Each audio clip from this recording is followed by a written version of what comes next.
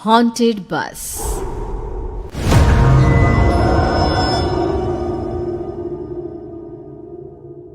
रात के करीब 11 बज रहे थे। सड़क पर इक्का तुक्का गाड़ियां चल रही थी। अपनी नाइट शिफ्ट खत्म करके शीला और निकिता बस स्टॉप पर खड़ी थी। आज तो हमें बहुत देर हो गई। पता नहीं घर जाने के लिए हमें कोई साधन मिलेगा भी या नहीं। अगर कोई साधन नहीं मिला तो कहीं रात इसी बस स्टॉप पर ना बितानी पड़े। अपनी काली जुबान बंद कर। जब देखो तब उल्टी बातें ही करती है। अरे कुछ देर रुक जाना, कुछ ना कुछ मिल ही जाएगा। लेकिन काफी देर तक इंतजार करने के बाद भी उन्हें कोई बस नहीं मिलती। धीरे धीरे समय के साथ साथ सड़क पर चलने वाली गाड़ियों का दिखना भी बंद हो जाता है। अरे ये देख, अब तो सड़क पर एक भी गाड़ी नहीं दिख रही। दूर दूर तक गाड़ी और किसी इंसान का नामो निशान नहीं है। एक काम करते हैं, वापस अपने ऑफिस चलते हैं। हम दोनों आज रात वहीं गुजार लेंगे। देख, तुझे अच्छी तरह पता है 10 बजे के बाद चौकीदार ऑफिस के मेन गेट पर ताला लगाकर अपने घर चला जाता है। ऑफिस जाने का कोई फायदा नहीं है। इस सुनसान सड़क को देख मुझे बहुत घबराहट हो रही है। एक काम करना, उसी चौकीदार के घर चलते हैं। वो भी तो परिवार वाला है। हम बेफिक्र होकर आज रात उसके घर पर रुक सकते हैं। अरे पागल, चौकीदार 10 बाई 10 की खोली में रहता है। उसके 4 बच्चे हैं। मतलब वो हमें अपने घर में कौन सी जगह देगा। अब तू ना ये बेकार की बातें बंद कर और चुपचाप खड़ी रह। शायद कोई लिफ्ट ही मिल जाए। फिर काफी देर इंतजार करने के बाद आखिरकार एक नीले रंग की बस उनके सामने आकर रुकती है। बस का दरवाजा खोल कंडक्टर उन दोनों से कहता है, कहिए कहाँ जाना है आप दोनों को? देखिए मेरी पूरी बस खाली पड़ी है। मैं आप दोनों को आपके ठिकाने पर छोड़ दूंगा। इतना कहकर कंडक्टर मुंह में भरे पान की पिचकारी सड़क पर दे मारता है। निकिता, लोगों का कहना है कि कुछ महीने पहले इसी तरह अंधेरी रात में एक नीली बस के अंदर कुछ बदमाशों ने एक जवान लड़की की हत्या कर दी थी। इस बस का रंग भी नीला है। कहीं ये वही बस तो नहीं? कंडक्टर शीला की बात सुन लेता है और मुस्कुराते हुए कहता है, देखिए मेम साहब, उस घटना के बारे में मैंने भी सुना है। माना कि उस बस का रंग और मेरी बस का रंग एक है, लेकिन दुनिया में नीले रंग की एक ही बस तो नहीं है ना। हाँ, ये तो सिर्फ एक इत्तेफाक है। देखिए हमारी बस में एक मेम साहब पहले से ही बैठी हैं। चाहे तो आप देख लीजिए। निकिता गर्दन उठाकर देखती है तो बस के पीछे वाले हिस्से में एक लड़की कंबल ओढ़े बैठी हुई थी। सही तो बोल रहे हैं भैया, बस में पहले से एक लड़की बैठी है। चल अब हम भी बैठ जाते हैं, वैसे भी बहुत देर हो गई है। अरे ठहर जाना निकिता, मुझे डर लग रहा है। अरे तुझे इतना ही डर लग रहा है तो तू यहीं खड़ी रहे, मैं तो चली। अरे तुम मुझे छोड़कर कहाँ जा रही है? मैं भी चलती हूँ। दोनों बस में जाकर बैठ जाती हैं। देखते ही देखते ड्राइवर बस को तेज रफ्तार में चलाना शुरू कर देता है। तभी शीला की नजर पीछे वाली सीट पर अकेली बैठी लड़की पर पड़ती है। उस लड़की की लाल आंखें और उसका आधा जला हुआ चेहरा देखकर शीला घबरा जाती है।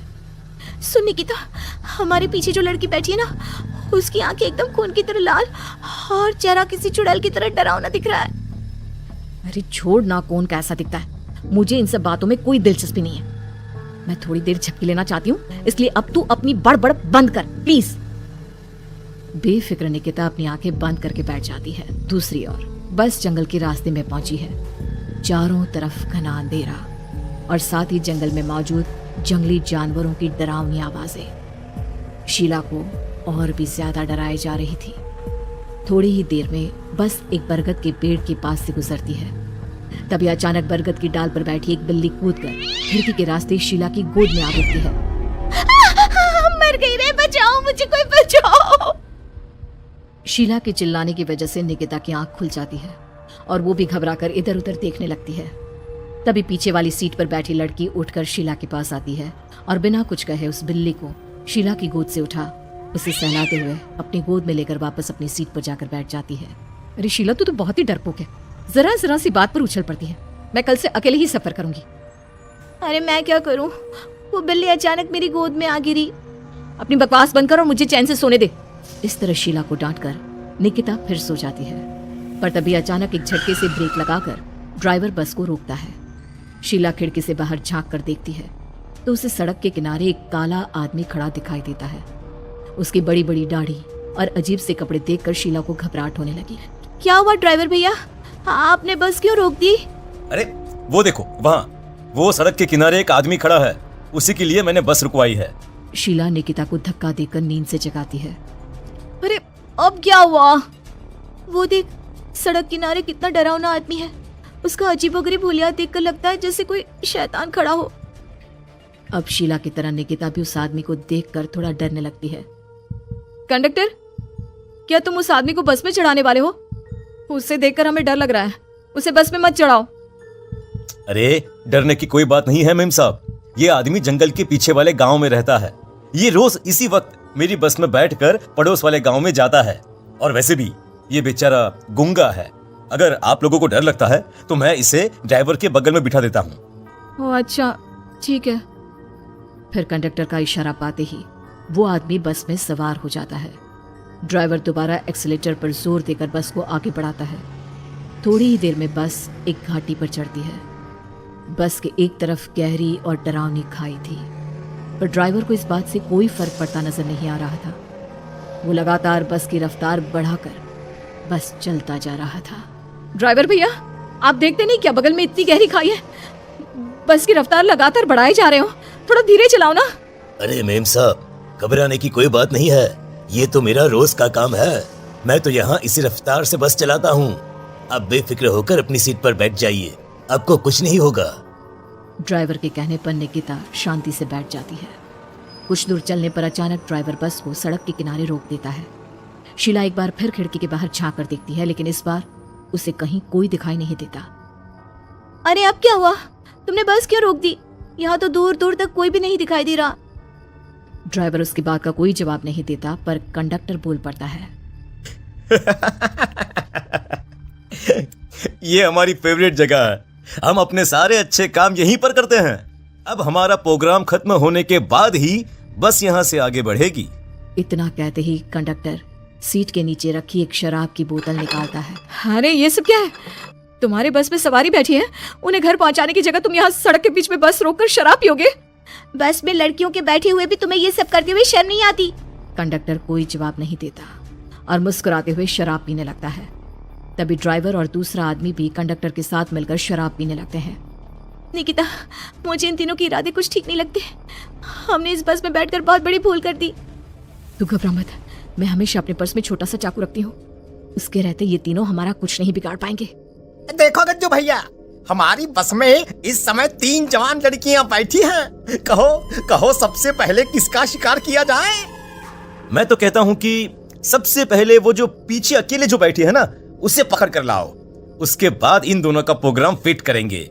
ठीक है, जैसी तुम्हारी मर्जी। अब वो आदमी पीछे वाली सीट पर बैठी लड़की के पास पहुंचकर उसका हाथ पकड़ लेता है, लेकिन तभी अचानक उस लड़की की आंखें जरूरत से ज्यादा बड़ी और लाल होने लगती है। उसका चेहरा गुस्से से लाल और उसके मुंह से नुकीले दांत दिखने लगते हैं। अरे अरे अरे, ये क्या? ये लड़की अचानक इतनी खतरनाक कैसे बन रही है? इतने में वो लड़की उस आदमी को उठाकर वहीं सीट पर पटक देती है। मुझे हाथ लगाएगा, तेरी इतनी हिम्मत! जोर से चीखते हुए वो लड़की उस आदमी पर हमला कर देती है और पल भर में ही उस आदमी का काम तमाम हो जाता है। ये देख ड्राइवर और कंडक्टर के होश उड़ जाते हैं।